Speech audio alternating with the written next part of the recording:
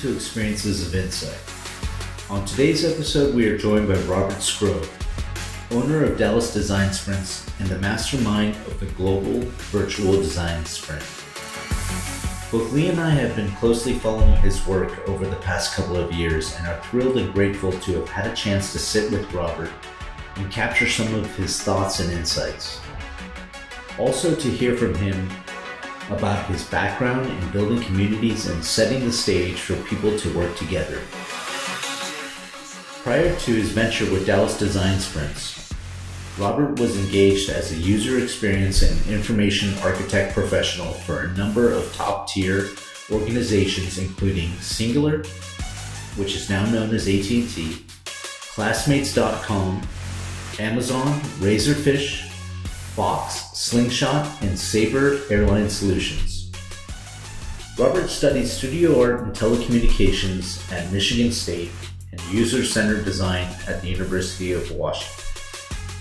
Without further ado, we present Robert Skrobe.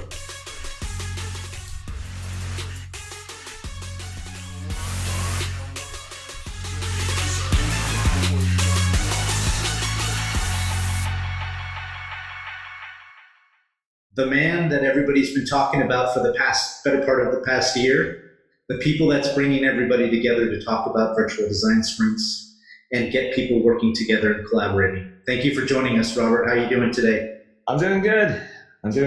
How are you all doing? Great. I think Lee and I have been very fortunate to have some semblance of an active dialogue going on with you over the past several months. You've been facilitating some really wonderful events for people to get together and to work and share tools and lessons learned. One of the things that I picked up from your bio was some of the early schooling that you did at Michigan State around theater. I know you picked up 2 degrees, one in, I believe it was journalism and also in studio art. What was your experience like before you went away to school and started formalizing your education? I know you also spent some time in Washington picking up some, post-bachelor's certifications with regard to user-centered design. Can you tell us a little bit about Robert as a younger person and, some of your experiences that led you down that path and your general curiosity as a young person? Yeah, as a young person, I was a mess. Weren't we all? Oh, how young do you want to go? Do you want to go like when I started remembering stuff, or what age range are you thinking about? From birth. Please. From birth, yeah. I remember it was warm, and then it got very cold very fast. Then I was in isolated rooms where it was very dark, and I couldn't remember much. And then they were feeding me glop that I really didn't have any say in, so I really had to just eat what I was given. And then eventually I got around to wearing clothes and being able to walk on my own and all that fun stuff. Okay. Perfect. It's funny because when you asked me that, I was thinking about a story that we heard from Tom Chi, Lee and I last fall. And he was talking about growing up, and his parents were from overseas, and he was the first generation here, and he had some language gaps early on, and he was basically didn't know how to really communicate, and that kind of pushed him forward down the path of getting an advanced engineering degree because he spent a large portion of his early kind of youth thinking very visually. And when you said like back to like 5 years old or when I was in diapers, if you have a story like that, we would love to hear it. I'm truly fascinated by somebody like yourself that is really looking to tap into some of the best parts of people and get them to work together. I mean, it's a different era in the sense that I grew up in like the greater Detroit area, so around Ypsilanti. So you had a ton of auto worker families, whether they're from Ford, General Motors. Those are the big 2. Chrysler was out there as well. And all of the areas around Ann Arbor and forgetting the other cities, they were populated with a bunch of folks that were working at the auto places and other industrial areas in Detroit. So there wasn't much to do per se beyond kind of getting involved with playing outdoors a ton. We had like cornfields everywhere. There's hide and seek to be had. Uh, it. The only earliest thing I can recall where I was going very fast was I did a lot of artwork and a lot of tracing. So I would literally be able to look at a unicycle or a picture of one and get it pretty close. And then from there, everyone thought that I had a pretty good artistic background, but I also excelled in math. So, what people didn't know is I just memorized all the tests. They handed out the same test every single time. And it was literally just, okay, we're going to see how good you are at aptitude in math. And everyone knew it was a exercise in a little in futility. But even today, I can still remember the first line of the math quiz. It's 9, 6, 11, 2, 7, 7, 3, 12, 4, 1. And me and another woman named Sandy we would basically race. And it was one of those things where we'd get it done in under a minute, and everyone thought they're amazing. It's like, no, we were just memorization. So we just figured it out. Yes, that was all it was. The gifted and talented programs that they had out there were very minuscule, so it was like a handful of us.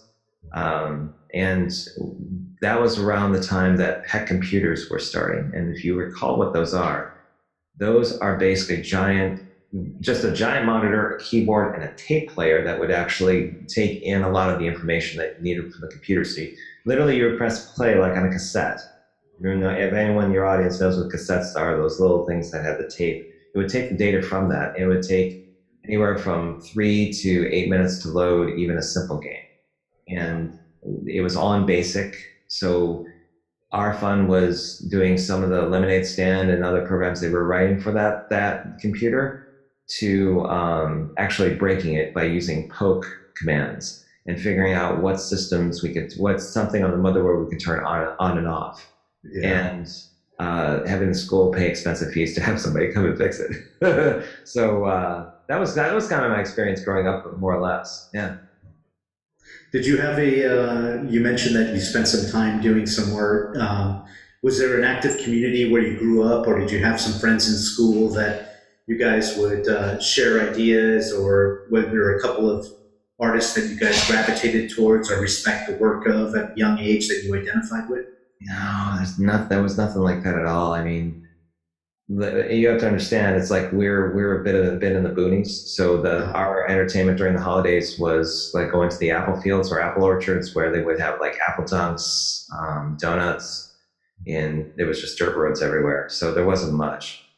There would be like one park at the end of the road where we lived in Ivanhoe, and everyone and anyone would go down there, and it was an exercise in learning how to avoid getting beat up, or basically getting through basketball, or playing baseball and just doing pickup games. So you had the bullies and the burnouts that would basically hang out there, and occasionally you had to scatter if they came, all the way to people in your age range where they would just play until it got dark and then you went home.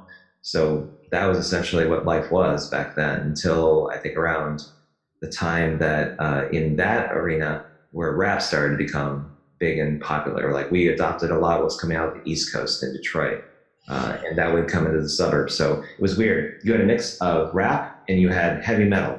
So you had the beginnings of Metallica and Iron Maiden playing with different people, and then you had Run DMC and the Fat Boys. So it would be this depending on who showed up, there would be, it's just like in the movies, picking out this huge cassette or this huge player with like 18 batteries filled in. They would plop that thing down and play basketball. And then you would have the guys that would drive like the muscle cars coming in, playing nothing but like Rat and Van Halen and all this stuff. So it was literally like a clash of cultures, but it was fun to watch, and also fun to kind of navigate that at the same time. Yeah. Let me just break in here real quick. Speaking of the word break. So Robert, are you willing to tell us if you participated in any breakdancing? No, I wasn't any good at it. Okay. I think maybe I had some pants that had zippers in them. I took part in that cultural thing, but I don't think I ever did. I know my friends were trying it out, but my big thing was at the time was sledding, because there was snow and ice all the time in Michigan. So getting an inner tube or like just finding a hill or something like that. That was cool because it was easy. It was just finding someplace to basically slide down and not hit a road. Um, that was essentially it. So yeah. That sounds like a young Lee Duncan, frankly. Yeah, I mean, the great thing is that if you could, people would have toboggans and like all that stuff, trying to make it like really official. But really, all you needed was like a $2 like Kmart plastic sled, and those things would break under the impact of jumping on it and like the cold weather. And there would be like, so your average big hill of snow that would be left over would be a combination of a bunch of traction and just littered plastic of all sorts of crap that went everywhere. And in a way, you had to be like Indiana Jones and navigate away from all of it so that you wouldn't come home with like a rip in your clothing or you wouldn't get hurt because you headbutted somebody else. Yeah, so that was fun stuff. It's kind of weird thinking that my background was this chaotic and then I'm ending up doing stuff with virtual design sprints. So I'm like, there is no causation. There was no way I was 8 years old. It's like, someday I'm going to lead a lot of people all over the world and do things that in a process that would be fantastic. That never, no, that. Well, it's interesting that you mentioned that because before you came on and before we started, Lee and I were kind of discussing some of the questions that we had for you. And, you know, it's interesting from your bio to know that you gave it a hand. You gave radio broadcast a hand out of college, and then you started looking very actively at like ads and advertising and thinking about how I would assume how different organizations and people were getting their message out. And then along the way, you know, it seems like you may have dabbled a little bit in theater and arts, and what little time I've spent in that, it really, at least for me at a young age, was really the first introduction that I had to working with people, having a shared common goal and practicing and honing your skills and tapping into the strengths of people and different people wearing different hats, and then at the end of it, having a great success or not, you know. It's interesting that you say there's no kind of causality or maybe there's no continuity, but as I'm reading through your bio, it seems like very fascinating story, especially after your college years and then into your time at Washington. Yeah. So when did you first hear about computer-human interaction and design? When did you open up to that? I think probably when I was in Seattle. I probably had glimpses of what I was doing back when I was in Colorado, but I think as a concept, when I was in that culture, that's probably where it became more acute, because that's when I started getting involved with Usability Professionals Association, who had a little bit of a squabble with the SIG Chi community. There was this weird kind of geeky territorial thing going on where I opened up a chapter from the UPA out there, and I would get calls from the SIG Chi chapter and the AIGA chapter saying, "Hey, I've been noticing you've been really active. Are you planning on like trying to get my members and bring them over?" And I just met the guy, and it was like, no, I just want to find other people of like mind to kind of figure out what I like about the space and explore it.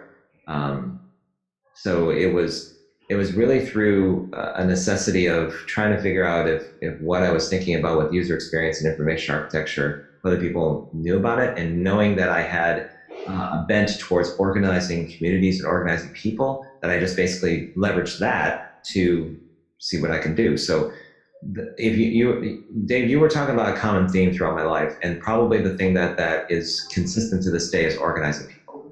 It's been this weird thing, whether it's been starting a chapter, to starting 3 companies in 3 different eras, to gaming communities where I was a professional gamer at one point, and then utilizing that to work with the Boys and Girls Club to take people who were addicted to video games and bring them out of that element to concentrate more on their studies and their families, to doing a lot of nonprofits work in Washington, as well as in what I was doing DJing in Detroit and in Lansing. Yeah, I've always kind of had that as a theme throughout my professional career. Yeah. And I know in one of your early lead roles coming out of your years in Seattle, I think it may have been with Razorfish or maybe shortly before that, you talked about you know, or I saw somewhere that you may have had, your role might have entailed like ensuring that C-level executives and people kind of were getting their arms or seeing some of the prototypes that your team and the people that you were working with, and even like implementing the concept of a prototype to some of these organizations and using that as a tool to gain alignment. It seems like even back then, that was pretty cutting edge stuff. I mean, it's not to date either of us or any of us, but I can't remember organizations really thinking that way. You were definitely probably in the cutting edge for doing stuff like that. Razorfish at the time was doing things where we were finding like-minded people that thought about design in organizations like Microsoft and Target and other places. So we kind of had these pockets of influence within those organizations because they also saw the future around where things were going from a technical perspective. And granted, this is before the 2008 crash. This is before everything kind of went south. And there was so much of an abundance of perceived opportunity that it really fostered a lot of people that kind of knew half of it and half that didn't, but all of us kind of working at breakneck speed to kind of do these really interesting work. I mean, at the time it was also Amazon, which was just starting to do a venture foray into digital realm, and it was constantly iterating and changing. In a way, it's an interesting exercise or discussion around culture, especially work culture, because if you want to talk about an era where people were being ground into dirt and to just ash by the amount of work that they were given, you can look no further than the tech giants. Because back then there was no resemblance or association between a healthy balance of where people wanted to go with their professional career and their personal lives versus meeting the expectations of their department or their company. And that was when it dawned on me really early that you have to try to strike a fine balance between what people are asking for and what you can reasonably do. And it was a world of constant learning. It was probably the one where I got more up to speed in user experience and information architecture and research and analytics and how all of them tied back into business goals and what people were trying to achieve from a number standpoint, and really understanding how in depth it was. And that probably was extremely important to get my head out of being dogmatic about UX, which I find a lot of designers tend to do. Like they think that's the end all be all what they need to concentrate on as designers, when it could be so much further from the truth. And I think with the rise of the emphasis of product and actually performance and having analytics to back that out, I think we've kind of turned a corner last year around that, and I think it's becoming more and more prevalent around like how design impacts business results. But even in the early 2000s, it was there. It just wasn't as a thing. Just wasn't as spoken about.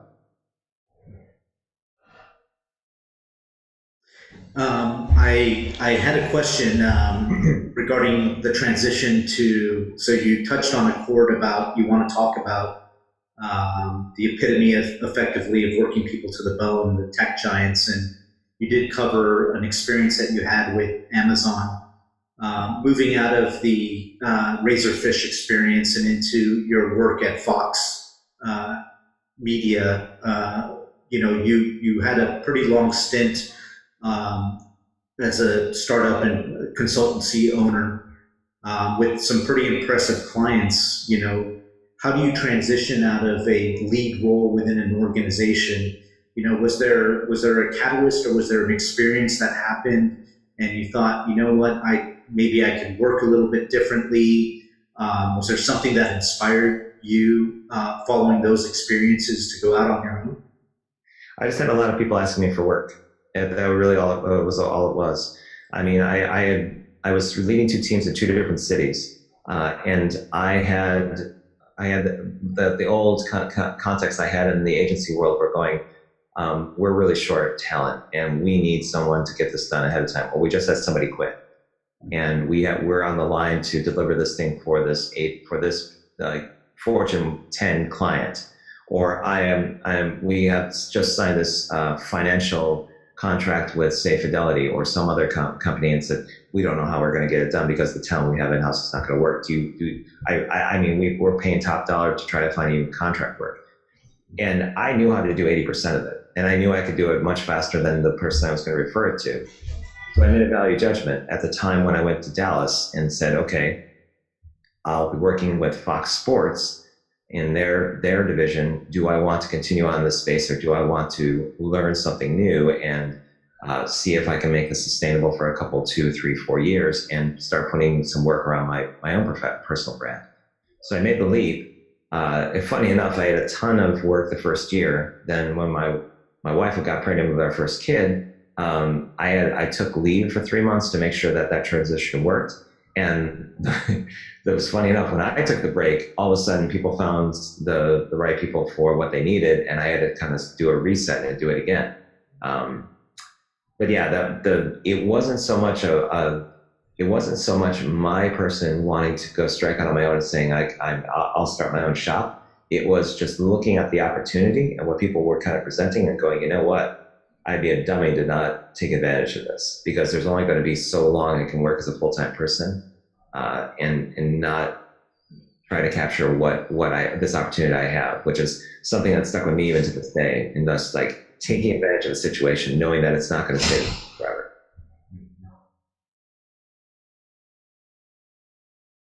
Like right now, this era that we live in terms of social media, this is going to go away. Instagram is not going to exist in 5 years. And if it does, it's going to be a completely different form. Yeah. Facebook is not the same as it is today. It's predominant, but so is MySpace. MySpace is still around, but what is it in terms of a cultural relevance to what people are today? It's always going to change. And I recognize more than anybody with where I've been and where I'm going with this, that I have to try to do as much as I can humanly can to, as they say, like squeeze the juice out of what I have in terms of like the opportunity now, because 20 years from now, I'm going to move slower, think slower. I'm going to be like wanting to just kind of relax. I'll be probably closer to 70, 75. I'll still work, but I just won't have the opportunity I do today. So I think having the notion that you kind of strike it while the iron is hot and really try to get as much out of it as you can when it's there, it's changed my thinking from defense to offense. And so these days, because it seems like I'm so active with the virtual sprint, or I'm doing stuff with a referral network, or I'm also always on social media promoting other people I know, it's purposeful. It's not just doing it for the sake of doing it. We have to take advantage of what we've got right now, because it's not going to be around. It's going to come in a different form. We just have to think about that next form when it's going to happen.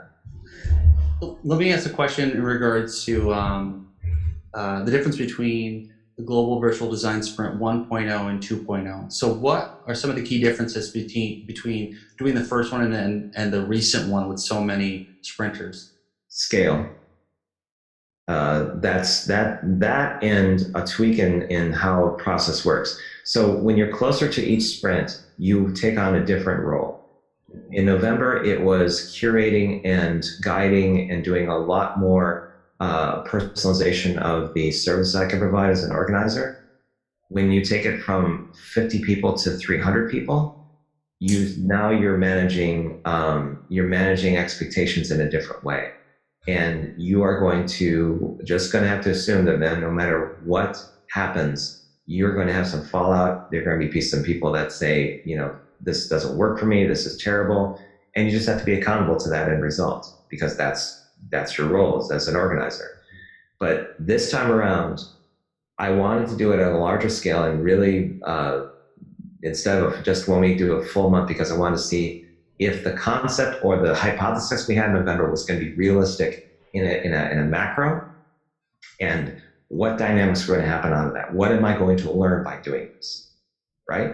Because let's say that the next iteration of this is not necessarily bigger is better, but it's quality matters, or learning by doing is the central theme to this. Then I want to do something in between the pilot and what I'm doing now, and condense it down and start figuring out if A, I want to make a living from it, or C, about that, B, if I can provide a better experience than I did this time around by focusing on a particular dimension of this that seems to have promise, like working with charities or like finding gainful employment for some of the folks that are coming here. So it's like a talent checker to see how they measure up in terms of like what other people perceive of them. And third, seeing if there's an ability to produce a referral network underneath, so that if you have a body of work from this experience where other people would vouch for you and say that this person really knows their chops for facilitation, user experience development, and everything else, I can provide the network for that that's diametrically different from what people are experiencing today. And I can use that as a way of connecting with a lot of other professionals in other industries and seeing if there's a viable model for employment that's different from what we have. It's really fascinating and intriguing. It's a bold idea, but why the hell not? If I have the skills and the strengths that would align with that possibility, and I'm humble enough to accept the fact that I could fail, which, trust me, you're around for as long as I have, for 49 years, your litany of failures on multiple fronts is as long as the day and the night.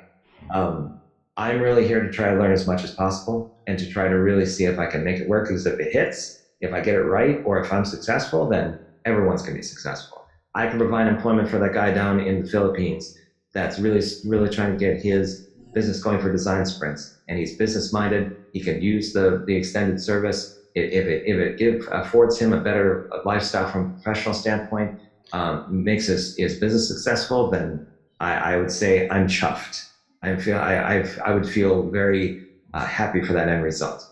If somebody coming out of college that's a user researcher that is trying to find their way between neurosciences and going into UX, and being able to provide an outlet for them to try out something new, or to try an experience, or to have them actually do it beyond what they read and what they consume on an information standpoint, and apply it to an actual practice, apply it to an actual problem, and it cognitively moves them to a different thinking, a different place in terms of, oh, now that I've done that, I can go to a different place and try this. Then I feel like I made a difference. Then it becomes worthwhile. And all three of those things I mentioned before, I think, are something that I'm continuing on with, because I think it does make that difference. You mentioned that social media 5 years down the road would go away. Yes. And one might say that because of the way the tools and the application of social media is kind of, it's watered down the human experience that it was originally intended to. How have you managed, when you take a construct like a virtual design sprint, how have you managed to get such positive feedback and response from all the participants? When it's a remote setting, is it, what are some of the tools, or what are some of the things that you've evidenced that are really, driving the success of the exercises? I think the element of camaraderie that's persistent in physical sprints is also there in virtual sprints. But what's the advantage I see also in virtual sprints is that mass, or the amount of people that you throw at a problem, actually doesn't matter. You can have up to, right now we're testing where we've had up to 12 or 13 people on a particular team. And what it's actually done is it's helped collaboration in a way where more people are willing to put more time into it. Whereas originally I thought I just needed 5 or 6, and it didn't really work out as much. I think it's the idea that people are coming to this event with the best of intentions, and they want to help, and they'd like to be perceived as being helpful, or at least contributing. So once you get past like the notion of who everybody is and meeting them, you want to put your best foot forward for other people that you don't know, and you want to showcase what you can do. And I think that's been evident time and time again that if after day one is usually the litmus test. If people don't want to do it, and they don't feel an association with people that are there on the call, and they are much more oriented towards either in-person experiences or just not feeling the vibe, then they make an exit, and they either declare it, they tell you, or they just don't come back. And that's happened on all teams, really. Do you find there are differentiated skills between a virtual design sprint and doing a design sprint in person? Are there differentiated and important key skills? That in terms of all the roles, or a specific role? To make a virtual design sprint successful, as opposed to making an in-person design sprint successful. Are there differentiated skills? Is there some personality that seems to be more helpful in the virtual domain? Is there anything different as far as developing future skills for virtual design sprints as compared to the skill set for in-person design sprints? The two things, well, the one thing that it definitely reinforces is the need to over communicate and not assume that what you say in Slack is going to be picked up in a Zoom call and vice versa, especially when you're a facilitator. It also opens the door that you normally wouldn't have to working on a problem on your own time. Whereas in a physical sprint, you're kind of in the room and you're expected to get something done by a certain day. I get the feeling that a virtual sprint can actually effectively spread out the 5-day process and still work. So you could potentially have a 3 week sprint that's virtual, where you have a lot of exploration of the problem space, interviews, on-site visits, research that's done. At the end of the week, kind of getting together and problem framing and figuring out and getting alignment. You execute on the sprint, but the sprint doesn't go in a full week. It actually is something that cascades into another week, and it really is more manageable in terms of the schedule. So to answer your question, Lee, the first is communication, and the second is more around getting real about what your ability is and what you actually bring to the table, because it's going to be really apparent to everyone else if you have what it takes versus where you're missing the mark. And by that I mean is that if you're with senior people and they see what you do and how you act and what you produce, it's going to be a much better indicator of talent and potential than you would if you were just reading a resume, looking at a Dribble account, or anything else where you're just kind of looking at artifacts of the past. I think this platform really puts into perspective and puts on display how a person acts, coordinates, communicates, and executes on multiple levels. And it's challenging. Not many people are used to this, but you get exposed if you don't know what you're talking about. And I think even with this last one that we just talked about, when we did a trial run of the prototype, the person that was asking me questions clearly didn't know user research. The person that did the prototype, probably not all that great with design. But no matter what my personal judgment is, when we went through the motions, they were extremely grateful. They really liked it. They experienced it. It was different from all their preconceptions of what was there. And I could sense that there was a sense that, like, I want to try more of this. I want to do a little bit more of this. Should I redo everything? Like on the design, I was telling, no, just leave it as is. You're learning. But communication and the real of doing the execution, the learning by doing, those are the two things predominantly that you pick up in a virtual sprint that while you could get in a physical sprint, they are accentuated in this environment. So from what I heard you say there, it basically takes a village and takes a lot of energy to run a sprint at this scale. Who are some of the partners or people or anyone you want to give a shout out to that has helped you along the way? We're going to double the size of this podcast, guys, if we do that, because there's, I am wholly dependent on the gratitude, or I'm wholly dependent on the contributions and the time that people give this thing. And really, I'm more of a figurehead than I am anything else. So let's start with the folks that are running this podcast, the both of you. And I don't mean it as an apropos kind of like situational, like I'm going to make you guys feel better. Let's be real. Lee, you were somebody that took a challenge that was related to a charity, and you not only made that happen, but you rode that thing for months, seeing where it could go, corresponding with the charity, like talking about it in IBM, giving it life to the point where it reached a conclusion that no one would have thought it was going to.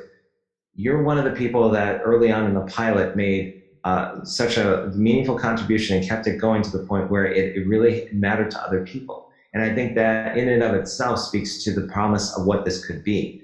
Dave, come on now. How many times have you basically come together to other teams and offered up without expectation your perspective, your insight, your time, your ability to be able to show perspective, really be able to help people along, that giving nature that you have? It may not necessarily be about achievement-driven notoriety in terms of where people could go with things. But it's been your involvement in different levels where you've had time in both the pilot and this event that have made all the difference for several people that have contributed their time to this. So both of you historically have played a role in this that speaks to the narrative of why this event works out so well. Now, beyond the people that are a part of this podcast, I'm going to name off a handful of people, and by no means does it mean that they're a cut of grade above and beyond everyone else that's contributed their time. But I will say folks like Sandy Lamb comes to mind, who is just starting out with facilitation, but has all the right instincts and the skills to go in different places. And I've been noticing that the encouragement and the advice and the guidance that different people as well as myself have given her, she's building upon that and actually like multiplying that. And that's wonderful to see, because someone who is in that space is learning and growing at a fantastic rate that's really going to propel them into some place. I just got off a call where I was with Natasha Wainwright, someone who's very good at kind of seeing the conversation that's going on in the room and basically making some very defined statements and observations that move a conversation forward in a particular way. I mean, I could bring up the Excel spreadsheet of 300 people, but there's Amira Rob, who I'm a big fan of, who early on in the pilot did not one but 2 design sprints at the same time, is now very active in Istanbul doing meetups. I think he's going to be moving to the States, but he's somebody that has all the makings of an influencer, all the makings of someone that you know based on who he is and his point of view and how he approaches design sprints.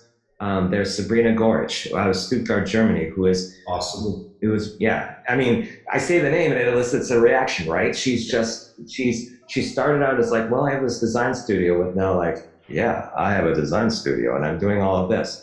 She's very involved with the Kampala, Uganda, the computer development program that they're doing and they're collaborating with. She's very active in multiple fronts, both locally and in the design sprint realm. So that's just off the top of my head. But if we stay here, I know I can name off like Brian Lung from Lucky Cookie Lab. There's Abel Manangas that I mentioned before. And I know I'm naming people from the pilot. There's Richard Butler from AT&T. I mean, it's just you just can't come to this and think of those people without having a level of gratitude about what they've been giving freely to this thing and just seeing where it goes, and hopefully taking from this and making something of their own that they can take and going in a different direction. Leah Ritkin. I would take an hour just basically go through everyone that I had an impression of, and I think that's going to go places. And then Mural too, they've been supporting? Oh, yeah. So yeah, let's not forget the underpinning of the whiteboard software that we've been using the entire time, Mural, and all the folks here, Jim Kalbach, Mark Tippin, Amelia Elstrom, who's been instrumental in making all of this happen, whether it's been the webinar or the correspondence and everything else. David Chin, all the guys at Mural have been immensely supportive. I think there's going to be more opportunity for us to work together in the future and really make this like a solid kind of partnership, because we have all the underpinnings for this. AJ and Smart has been in the background in terms of kind of collaborating and discussing and being a sounding off board for basically like talking about what the importance of this is.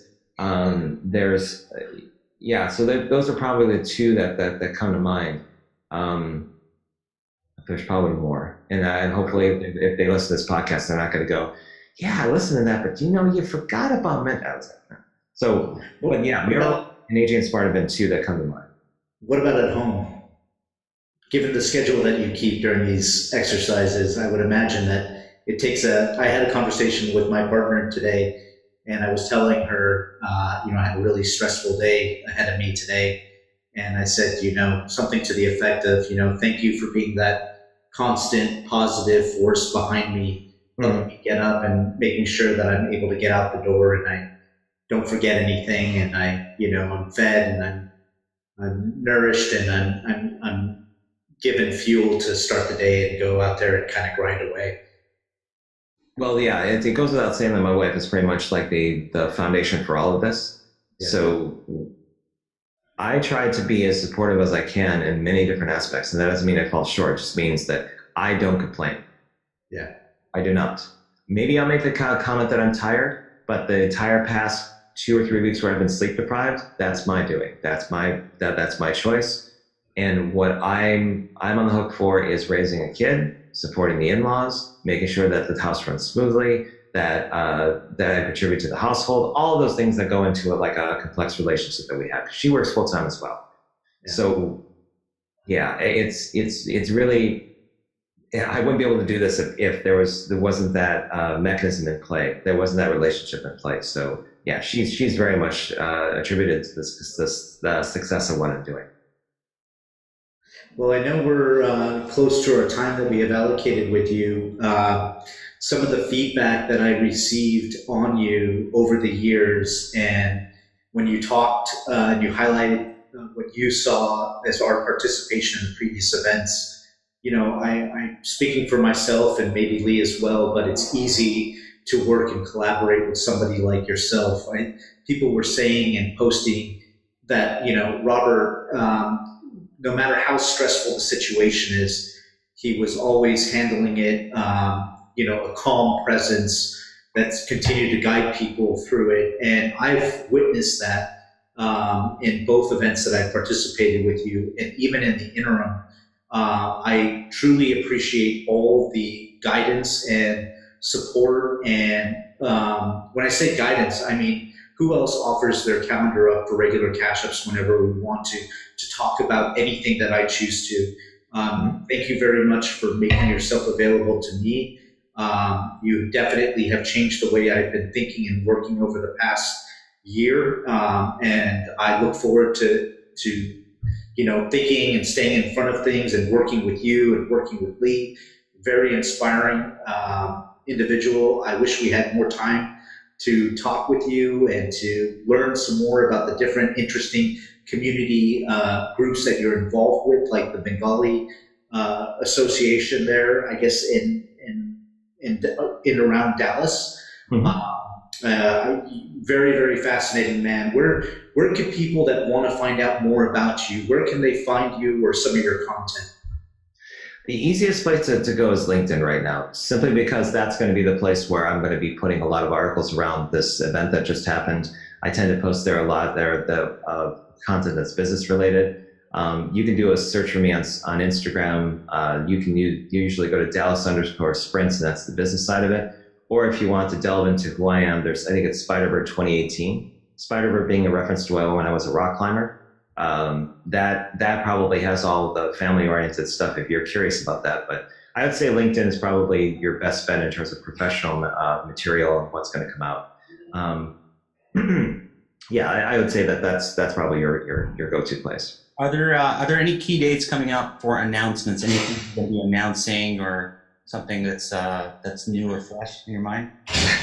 I'm going to announce that I'm going to go into hibernation next week and I'll wake up for a while. No, not offhand. I'm really going to take about almost a full month to set up shop, and because I took it down for a while in terms of like my actual business and putting that back up with some new offerings. So I'll be doing that through the month of May. Probably circling back with some of the people that I connected with through this event and talk about opportunities that have come up, whether they're pilot programs for universities to business ventures, and seeing where those go. So no announcements to mention. I would just say that you've got a couple of things on the calendar that are coming up that are design sprint centric that if you're local to Austin, I think it's Voltage Control is having their conference. I forget what it's called, but they're going to be that's coming up pretty soon. Steph Krushan just announced his getaway in Switzerland, and maybe we can put in the show notes for people that want to check those out. But there's a lot of design centric events that are happening in the next couple months that I'd rather promote than anything that I'm doing, because I'm going to need some time to just look back objectively at what's happened in April and make sense of it and figure out which direction I want to go. Great. Well, Robert, I thank you very much for taking the time to join us. I hope you have a great holiday weekend, and I hope you get some sleep. And we look forward to the weeks to come, and we hope that you have a great short sabbatical. And like I said, we can't wait to hear what's next and some of these dates and some of the upcoming milestones and things that you'll be sharing with the rest of the world. I'm sure it'll be just as inspiring as the virtual design sprint work that you've been doing over the past year. Thank you very much. You're absolutely welcome. It's going to be fun to do it. So I really appreciate the opportunity to speak on your podcast and have a discussion with both of you. Feel free to reach out anytime if you want to do any follow-up, and you enjoy your holiday weekend as well. Thanks.